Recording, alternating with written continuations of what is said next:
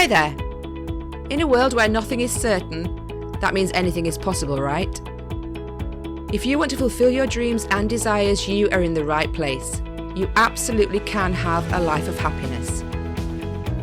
Everyone deserves an abundance of love, laughter, success, health, and wealth.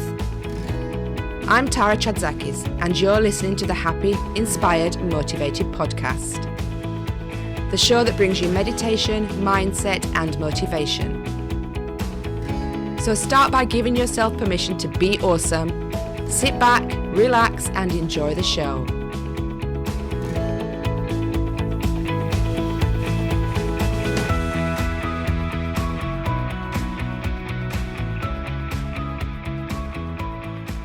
Hi, and welcome to this episode of Happy, Inspired, and Motivated.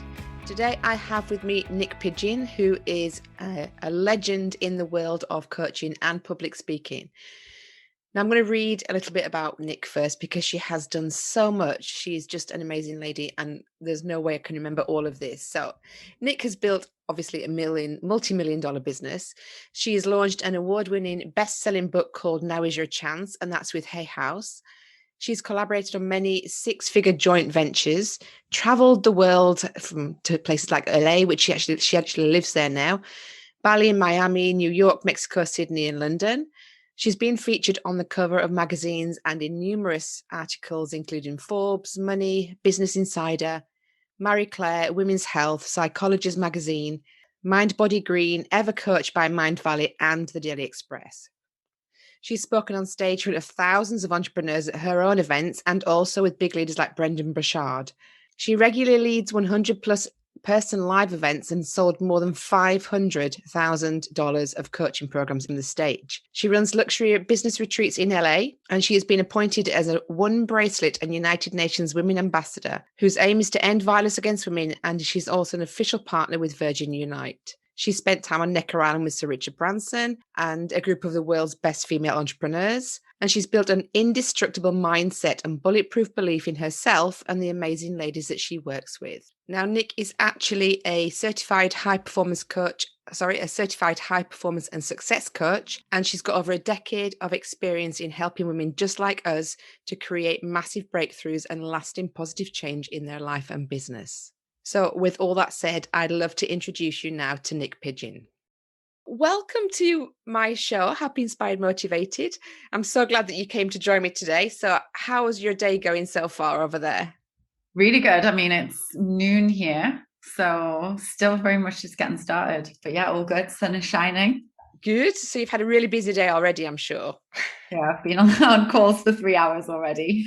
And I also have done like my morning workout. I've done my sauna. I've done my meditation. So a lot of self-care in there as well. Good. Is that your first thing in the morning kind of routine, is it? Yeah.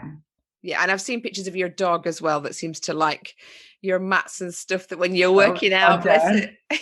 He's so cute. So cute. He's like a little prince. Bless him. I've been stalking you obviously recently on past interviews and all sorts of stuff, finding out everything that I could about you. So, I'm well prepared. So you've had quite not an easy background. So I read about your bullying in school and all sorts of stuff like that. So how did that kind of get you on the road to positive psychology where you are now? It's really interesting because I think if you looked at, if you wrote down on paper, like, oh, here's my life story, a lot of people would be like, oh my God, Niyc, like you have had some really, really bad things happen. The bullying when I was a kid, I mean, it's so hard for kids nowadays, like, especially now even more than ever with social media and things. Yeah. I remember I was 11 or 12 years old, and one morning I was supposed to be going into PE.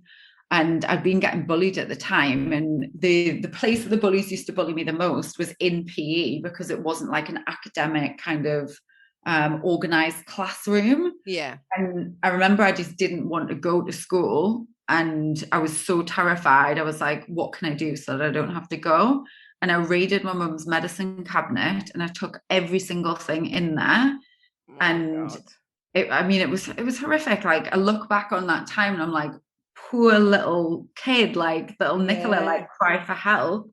And my mum rang my dad. I went into hospital and they pulled me out of that school and I ended up being homeschooled.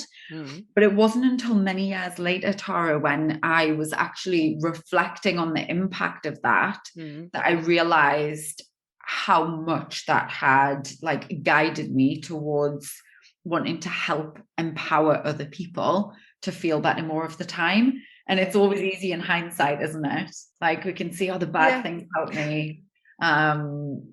So that had happened. I feel like it really knocked my confidence because I then felt scared to speak up. I felt worried in social situations. And it really took for me to do a lot of personal work and healing and put the positive psychology tools into action to help me feel like my biggest, brightest self again. So I found positive psychology it's only been around since the year 2000, and I discovered the science probably around 2007. And I'd come out of high school. I was signed up to be a mechanical and automotive engineer. And it was this phase of doing the things that I thought other people like wanted me to do. Yeah. So I didn't really know who I was fully. And I don't think you do when you're young. No, it's quite a difficult time to make choices like that, isn't it? Yeah. It's tough. It's really tough. So I was signed up to be an engineer and I was excited because I thought I'd be like this girl in a man's world and I would earn 30 grand a year. And I was like, yeah, I'm going to do this. But then my partner who I was with at the time, he was a sportsman and he came back from a sports psychology meeting and said, like, it was amazing what they told me, Nick. And they said, when you're on the cricket pitch and you're into bat, don't look at the fielders, but look for the gaps instead. So I was like, oh my goodness, like humans are always looking at the problems and what goes wrong and worrying about things. And I was like, whoa, like I had this feeling and this big mindset shift. And it really taught me how powerful those shifts can be. So I wanted to learn more about them. So I cancelled my degrees, went to study psychology, and then did a master's in positive psychology. And it was when I was doing that work on myself and for myself that I started to connect dots backwards to those times where I had been bullied or where I was raped and when my friends had died by suicide. And I was like, how can we not just get through these experiences, because grit gets us through the experiences, resilience gets us through the experiences, but how can you go on to flourish and prosper and thrive, not just despite those experiences, but often because of them? Yeah, because it's quite easy to get sucked into the trauma, isn't it? And just live with that and just keep repeating, oh, well, this happened to me, so this I can't go any further. But like just when you explain the cricket thing there, when I read it, I didn't quite understand it. I was going to ask you to explain it, but now you've said it, it's like that's the opportunity, the gap's the opportunity, isn't it? And think about like human strength and virtue. For so long, psychology was focused on what we do wrong. So you're having a bad day or you feel really bad about something. Just got a shock, the door banged. You're having a bad day or you're having a bad experience in your relationship.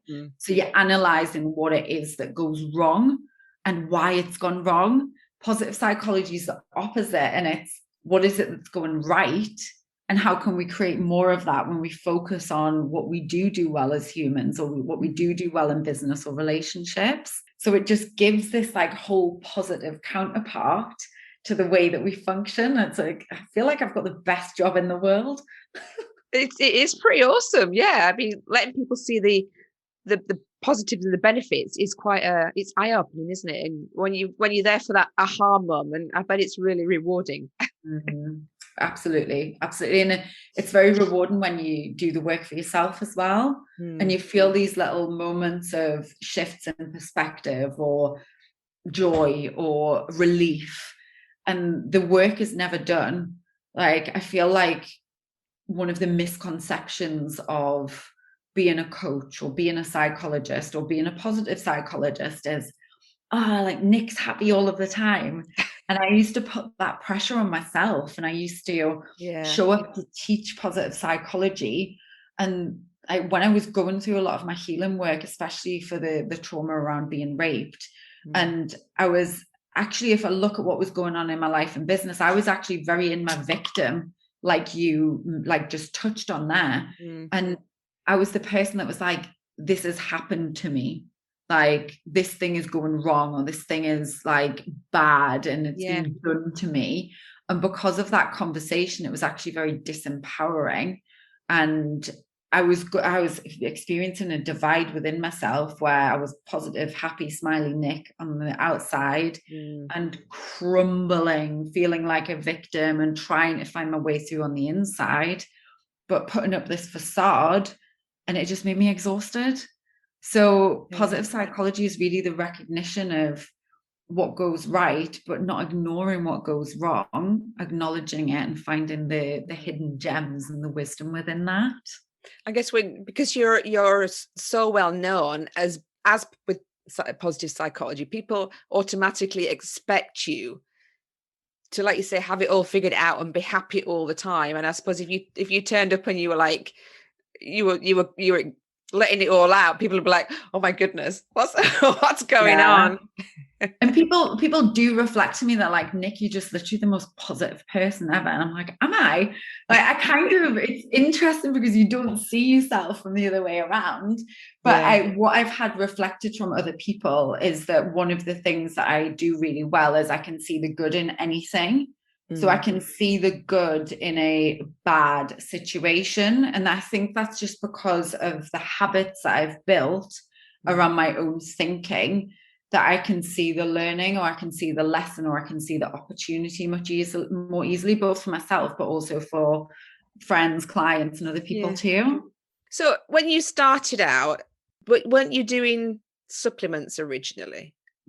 And it's actually interesting because I've come back to doing supplements as well. Have you really? We're about to launch like a CBD drink, which is really cool. But my first business was back in 2010, and I'd read Tim Ferriss's book, The 4-Hour Work Week. And I was like desperately thinking, because I used to go on Google and say, how to make money fast, how to make money from home, how to make money as quickly as possible, how to make money this week. I think I've Googled all those as well, actually. I couldn't wrap my head around how to do it, because I'd come from such a different way of thinking, where I didn't grow up around entrepreneurs and I didn't have money. Like, my parents didn't give me like money to go to university, or they didn't give me money every weekend. And when I got pulled out of that school that I was bullied at, my mum and dad remortgaged the house to send me to private school. And isn't that amazing? Yeah, it's amazing. Like, I'm literally so thankful, because that changed the trajectory of my life. And my dad said it was the best and worst thing that he did, because it thrust me into this new world where everyone was successful, because everyone's parents were rich and they were doing like businesses or different things. And it was the worst thing, because now I had this expectation that that's what my life was going to be like too. So I was now the girl that didn't make money or didn't have money, who was around all of these people who had money. So I was trying to figure it out. I was like, how can I do this? How can I make it work? And I read that book, and it got me thinking about how I could do it differently, and how it didn't have to be me trading time for money. So I was working as a personal trainer at the time. So I was very obsessed with health and fitness. And I then thought, right, what would be an aligned product that I could share? So I found this green juice supplement that I drop shipped. So I didn't even have to hold the stock. I did for a while, but then started to drop ship it. And I still use the product now. It's really? Like, yeah. It's amazing. Oh my goodness. So the reason that I still have recommended it and sold it, but the reason I didn't keep that as the main thing was because I had this love for human behavior and human development. And really, some of my greatest gifts and greatest strengths are in speaking and writing.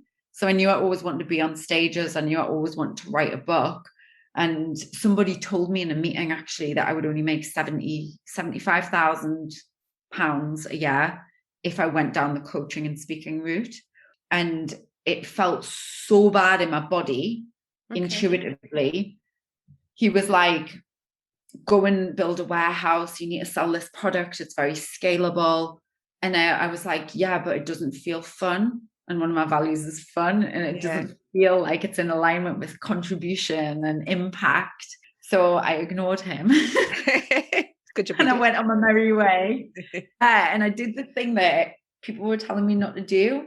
And I hear this again and again, like people being negative about entrepreneurs or coaches, or like, why are you setting up a podcast? That's a really weird thing to do. Like, you're putting so much time and energy into the podcast. What are you going to get back from it? Just, it's different people's like paradigms and ways of thinking. So I just ignored everyone and continued with what intuitively felt right for me. And it's been really hard, but it's been really, really amazing as well. Yeah, because you just released your podcast, actually, haven't you? Podcasts are pretty phenomenal things. Yeah. Are you enjoying it? I love it. So the Unstoppable Success podcast, it's something that I have been wanting to do for a while, but it's actually something that brought up a lot of nervousness, honestly. And I was like curious, would I be able to commit to it? And now that I've started it, I absolutely love it. And I'm really enjoying just sharing like bite-sized tips and tools that are like super short. It's been really, really fun. Yeah, I have listened to it. It's really good. And podcasting, just doing it is, like you say, it is fun, and that's how it should be, isn't it? Definitely. So you're talking about, working on yourself all the time, and you have a roadmap that people can download on your website, which is your sort of 0 to 7+ figures. And I was going back through it today, and I was looking at it, and one thing that was the same in each of the 3 different sort of sections, 0 to 6, 6 to 7, 7+, was you worked on your money mindset 3 times a day. That was consistent. So what kind of thing did you do? Because I mean, I seem to have spoken to a lot of people about money mindset recently. So what was it that you did or still do that got you through that as well? Yeah, I think the one thing to be mindful of is we always get to be consistent with the work we do on ourselves. It doesn't matter whether you're making $10 million or $10. Like, doing something consistently is always going to support you, almost like a scaffolding within yourself and a practice which can help you shift and feel better more of the time. So that is really like a non-negotiable for me. Whether I'm having a bad day or a great day, I always do my work. What has changed is I feel like the subtlety of the shifts. So when I first started and I hadn't been doing any mindset work, I flooded my mind. So as well as doing it 3 times a day, I was probably doing something all through the day.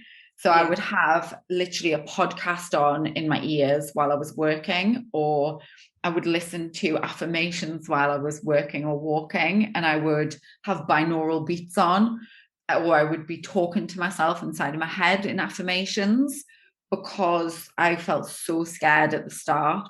And because I didn't have money, and because everyone thought I was crazy. So I had a lot of external stimulus and also a lot of internal beliefs that really needed to be shifted to get myself to a baseline of feeling good. So every morning I would wake up and I would meditate. I would practice visualization. I would speak out my goals. I would write down my goals and my affirmations. And I would do a morning ritual every single day. Now, a morning ritual isn't just for the morning. And I would also practice that before a sales call or before a coaching call or a webinar, so that I was in this peak state where I was feeling really good. I would do a Kundalini meditation and chanting in the afternoon. And that is like using your voice and bringing through like what it is you want to speak into existence has been a really powerful practice for me, especially as someone who didn't feel confident or didn't have a voice or didn't feel like I had a voice previously. That's been really powerful. And then Abraham Hicks, any time of day. So good. And then Bob Proctor, affirmations and meditations before bed. Also doing things like recording my own voice. So recording my goal or my desire statement in the present. So with the I am. So I'm so happy and grateful to have a $10 million business and work with the most amazing clients and wake up every day feeling energized. Thank you, thank you, thank you. Record myself saying something like that and put it on repeat and fall asleep to that. So they're the things that have really helped. And when I started out, I had a goal to make $35,000 in my business in the month. So my meditations, my like feeling and my connection inside of myself was very much aligned with that. Yeah. Now it's more subtle and it's more general, because I don't have a big thing that I'm worried about, or I don't have a big thing that I want to shift because I've done so much of the groundwork. Yeah. But one of the affirmations that I love now is the affirmation from the book, The Big Leap. And that book is about like upper limits. Mm-hmm. So I reread it a couple of times a year and I get something different from it every time. And I will say to myself all through the day, I expand in abundance, success, and love every day as I inspire those around me to do the same. So that's like an expansion mantra that I just have playing in my head all of the time. And if I ever notice, like, if I notice I'm having a negative thought or feeling, I'm like, I expand in abundance, success, and love every day. I'm literally like a mad woman. Well, it's worked. I mean, you've been on stage with some amazing people, and I know you work with, it's Brendan Burchard, isn't it? You work with him quite a lot. You've been to Necker Island. Yeah. I mean, you've lived like things that people dream of, and you've got so much more to achieve. What's something that you really wanted to achieve this year? Yeah, I've got big dreams and big goals. Like, I'm really excited for us to grow our positive psychology coach certification and grow that through like $20 million, which won't be this year because we've just launched it. But that's like a big goal of mine, because obviously with the expansion of your money and sales and your business, you can really have a more powerful message and impact on the world. Yeah, so the reason I created that certification is really to get the tools of positive psychology into more leaders' hands, so that they can be activated and they can go and help more people. So that feels like a real meaningful, aligned goal for me. Other goals, we're making 2 documentaries this year. Ooh. So that feels really fun. Interesting. To be playing with those and doing something that's totally different, really, really interesting. I'm also writing another book, Force of Nature. So that feels really good as well. So there's a lot of fun, creative things that are going on, as well as starting to add more like products and different like investments into the business, different projects that feel aligned, but they're slightly different to the coaching side of things. So if somebody's listening to the podcast now and they're interested in working with you, but sort of they're at the beginning stage, what would be the best step for them to start with you? What would be the best place for them to get sort of at the bottom of the ladder, type running? Yeah, there's so much information and so many tools and tactics on our podcast. So on the Unstoppable Success podcast, that's a great place to start. We also have digital courses in the money mindset space. We've got digital courses that help you set up a business. So whilst a lot of what I do is in the like personal coaching, the mastermind realm, which does tend to be higher ticket, we've got tons of opportunities. We've got the book, Now Is Your Chance. So 30-day guide to living your happiest life. If you need a tool, there's like 1 a day in the book for you. So okay, that's good. One thing that I've learned is, like, if you can get the tools into the hands of people who need them in a way that they are familiar with, then you're going to have a bigger impact. So everybody knows what a book is. Everybody knows now what a podcast is and listens in to like the show. Not everybody knows what a mastermind is yet, or not everyone knows what an online course is yet. So if you can start with something that's simple, then that's going to be the first step in the right direction. Well, before I started my business, I had no idea what a mastermind was. I thought it was a show on the TV, that they used to have in the UK. It's not something that people talk about, and you don't get trained in entrepreneurship when you're at school, which they should do, because there's so much that people might think, oh my God, I've got more potential than I thought I had. And they could step into that, which is a real shame that they don't. But yeah. So you're also an ambassador for, is it Onebracelet? Yes, for United Nations Women. Yes. UK. What's that about? How does so that that was really born, honestly, it's so hard when you want to support a charity to find the right charity to work with.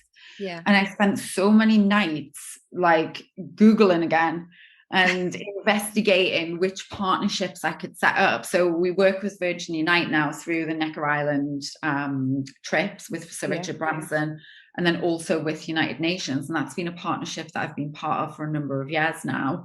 And it was really born from having experienced being raped and going through the work that I did with Rape Crisis, where I was so powerfully supported by the counselling side of things, but then seeing how under-resourced they were and seeing how many people were, like I had a waiting time of 8 weeks or something to get it seen by someone. And that's so sad.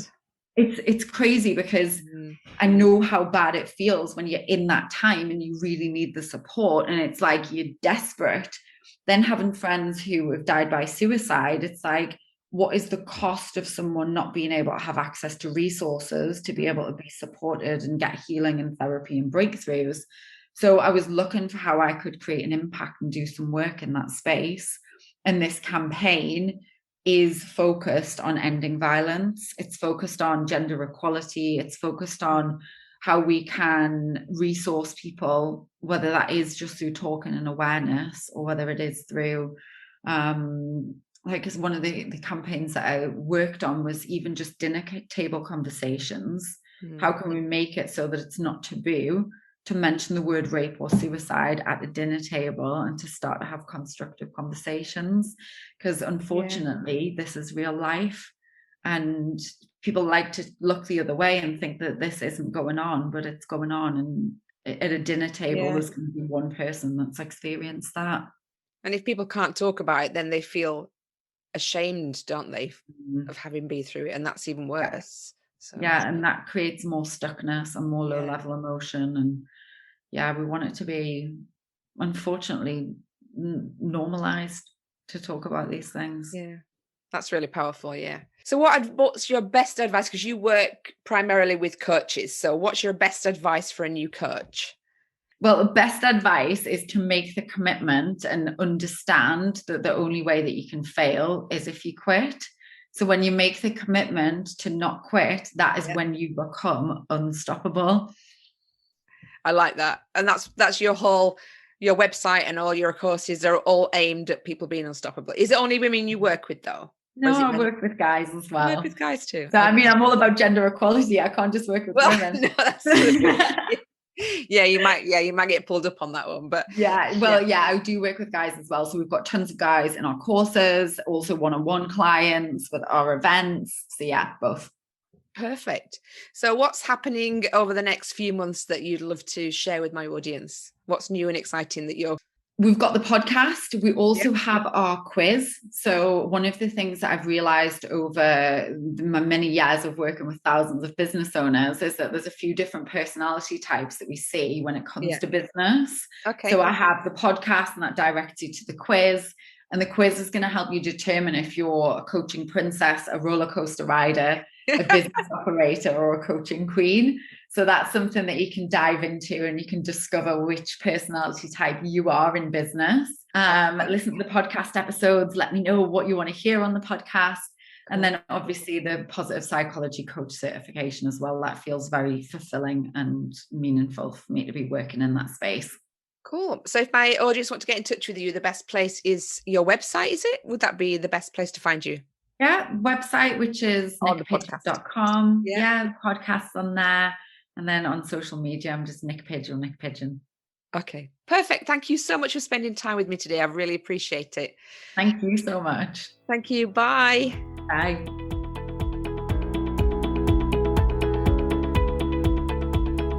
Thank you for listening to the Happy, Inspired, Motivated podcast. I'll be back next week bringing more meditation, mindset, and motivation for your happy and successful life. To find out more about our community, go to tarachatzakis.com/happy, inspired, motivated.